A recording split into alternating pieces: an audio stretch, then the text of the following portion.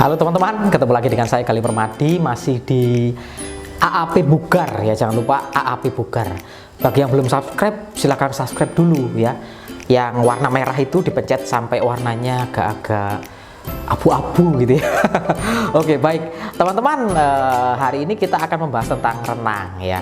Olahraga itu banyak sekali dan saya kepingin hari ini membahas tentang renang. Kalau ngomong sejarah sih ya, memang saya sendiri tuh baru bisa renang itu waktu kuliah. Jadi saya kuliah di Fakultas Olahraga di Universitas Negeri Surabaya. Ya, saya kuliah renang dengan nama dosennya Bapak Yusuf Rumayadi ya. Bapak Yusuf, terima kasih banyak ya. Jadi dulu saya itu masih belum bisa renang sama sekali, dan sampai saya lulus kuliah renang itu kuliah renang 1 dan kuliah renang 2. Luar biasa ya, dan saya sangat senang sekali dan saya menikmati sekali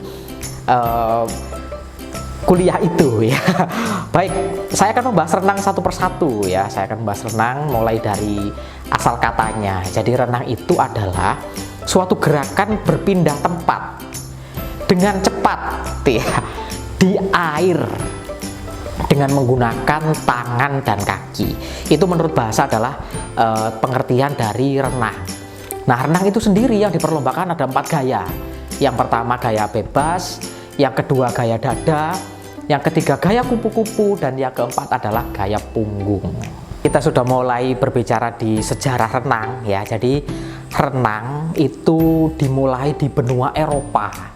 Jadi waktu itu perlombaan renang pertama kali itu dilakukan di benua Eropa, dan gayanya yang pertama itu dipakai adalah gaya dada dulu. Nah, pada perkembangannya ya jadi renang itu mengawalinya di tahun 1800-an.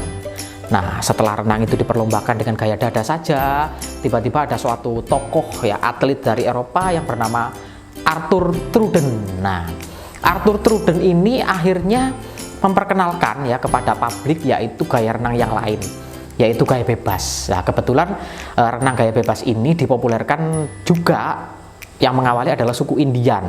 Suku Indian di Amerika. Jadi di Amerika sudah ada suku Indian melakukan gerakan renang itu. Terus Arthur Truden terinspirasi dan akhirnya memperkenalkan gaya bebas ke publik, yaitu dengan kaki mengecut ke atas dan ke bawah. Zaman dulu itu seperti menggunting ya. Kalau gaya dada kan kakinya seperti kata. Nah, itu justru itu adalah gaya renang pertama yang diperlombakan. Perlombaan renang. Oh iya teman-teman, saya ngomongnya perlombaan renang ya. Mungkin teman-teman juga ada yang bertanya-tanya ya. Kok perlombaan renang? Kalau tinju kok pertandingan? Ya, ini di dalam istilah olahraga memang sesuatu kegiatan perlombaan itu adalah kegiatan yang biasanya banyak ya, dan satu arah. Kayak lari, kayak renang, itu namanya perlombaan. Oh, perlombaan renang gitu ya. Tetapi kalau body contact atau ketemu ya, misalnya sepak bola, ini grup A, grup B ini ketemu, ini namanya pertandingan. Tinju ini ketemu, Mike Tyson, Evander Holyfield, ya ini ketemu ya kan. Nah, itu namanya pertandingan. Jadi itu bedanya antara perlombaan dan pertandingan. Nah, kita kembali ke renang. Nah, perlombaan renang itu sendiri pertama kali diperkenalkan di Olimpiade Athena, yaitu di tahun 1896. Yaitu adalah olimpiade pertama, dan pertama kalinya perlombaan renang itu dimunculkan di sana dan diperlombakan ya. Tetapi di situ waktu itu pertama kali diperlombakan itu hanya kelas putra. Sedangkan kelas putri baru diperlombakan di Olimpiade Stockholm, yaitu di tahun 1912. Untuk renang itu sendiri, media yang utama adalah kolam renangnya sendiri ya. Jadi kolam renang untuk Olimpik ya, yang sekelas Olimpik itu panjangnya adalah 50 meter, sedangkan lebarnya itu 25 meter. Nah, kedalaman minimal itu memang di dalam perlombaan itu ada patokannya, yaitu 1,35 meter. Sedangkan di bagian awal mulai dari balok start ya sampai menuju ke 6 meter ke depan itu biasanya 1 meter. Nah, dilengkapi dengan balok start. Itu adalah standar untuk renang Olimpik. Nah, sedangkan untuk renang yang untuk latihan itu bebas saja, apalagi untuk anak-anak. Itu lebih baik kolam dangkal, karena kalau langsung kolam yang dalam saya kira anak-anak pasti di sana pasti takut ya. Belum memulai sudah takut dan akan kesulitan. Untuk pelatih juga akan kesulitan melatihnya. Jadi lebih baik di kolam yang dangkal dan menurut mereka senang saja ya. Misalnya kalau untuk latihan ya, mungkin yang lantainya mungkin berwarna-warni, ada gambarnya di kanan kiri, di luaran mungkin ada ornamen, mungkin ikan-ikanan yang memancurkan air dan lain sebagainya. Dan itu adalah suatu modifikasi atau inovasi saja untuk kita lebih membuat anak-anak kita suka dengan olahraga renang, karena olahraga renang ini harusnya adalah mulai diperkenalkan sejak dini ya. Ini seperti anak saya juga ini mulai belajar renang, sudah mulai belajar renang sekarang, dan karena ini PPKM banyak kolam tutup. Nah kebetulan kalau di Lumajang kita coba cari tempat yang sepi dan masih buka, dan ini sekarang masih latihan ya, cuma seminggu 2 kali di kolam renang Surojoyo. Luar biasa ya, untuk airnya juga luar biasa.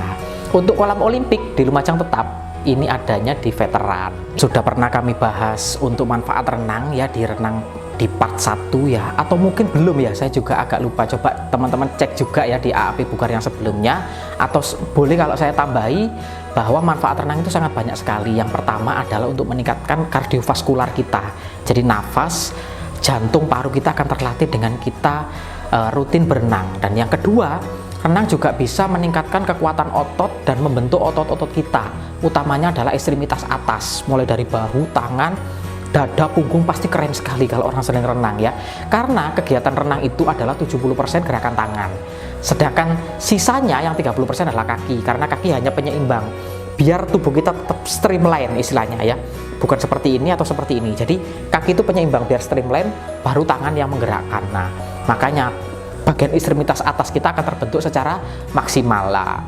Itu adalah kekuatan otot. Yang ketiga, untuk menurunkan berat badan. Wah, berat badannya pasti ideal. Selanjutnya, manfaat selanjutnya adalah untuk mengendalikan stres. Terus juga manfaat selanjutnya, utamanya untuk renang ini adalah persendiannya pasti bagus ya, apalagi untuk terapi yang punya penyakit sendi, otot terjepit ya, itu utamanya adalah terapinya renang. Jadi renang sangat baik sekali untuk otot dan sendi. Saya tidak mungkin membahas suatu cabang olahraga di satu channel ya, karena akan panjang dan teman-teman pasti ngantuk. Dan saya tinggal tidur.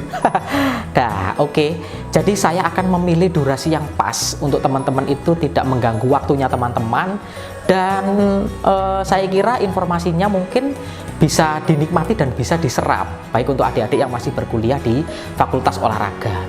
Jadi saya memang memilih durasi yang pas saja. Jadi untuk sejarah renang kita bahas sedikit demi sedikit aja. Ini di part 2, nanti akan ada part 3 yang khusus renang dan lain sebagainya. Bisa lagi ketemu lagi untuk selingan, kita kembali lagi ke latihan otot, kembali lagi ke makanan dan lain sebagainya. Karena channel AAP Bugar ini adalah channel yang diperuntukkan untuk teman-teman yang ingin hidup sehat secara maksimal. Nanti akan pelan-pelan akan kita pelajari semua dan kita saling sharing. Teman-teman yang punya masukan juga silakan tulis di kolom komen atau requestnya, selalu kita tunggu. Dan saya sangat senang sekali kalau teman-teman bisa memberikan masukan kepada kami di AAP Bugar. Baik teman-teman, ya saya akan menyebut teman-teman ya sekarang mungkin Sobat Bugar ya, karena ini sudah menjadi brand kita yaitu AAP Bugar. Baik Sobat Bugar, wah sudah enak ya. Ya Sobat Bugar, kita selalu memberikan tip-tip kesehatan ya, tetapi selalu juga 3 hal ini kita sampaikan. Tip 3 hal ini yaitu yang pertama, ayo teman-teman ya selalu buang sampah pada tempatnya. Yang kedua, ayo teman-teman patuhi peraturan lalu lintas. Dan yang ketiga, selalu ikuti nasihat orang tua.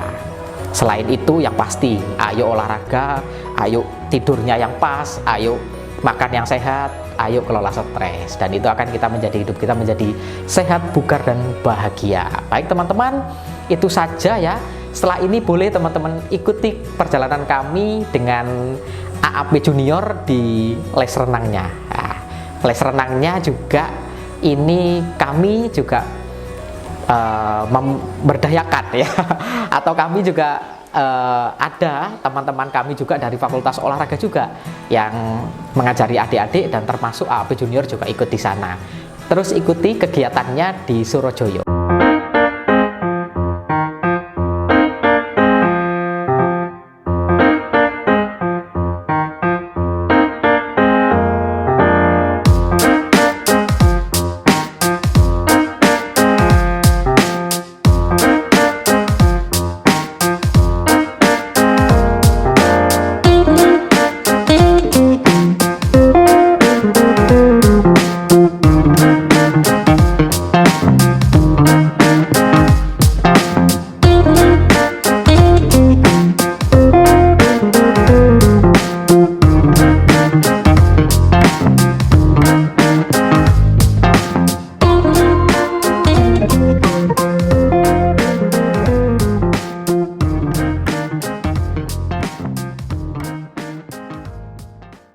Oke teman-teman, itu saja dari kami dan selalu salam sehat, bugar.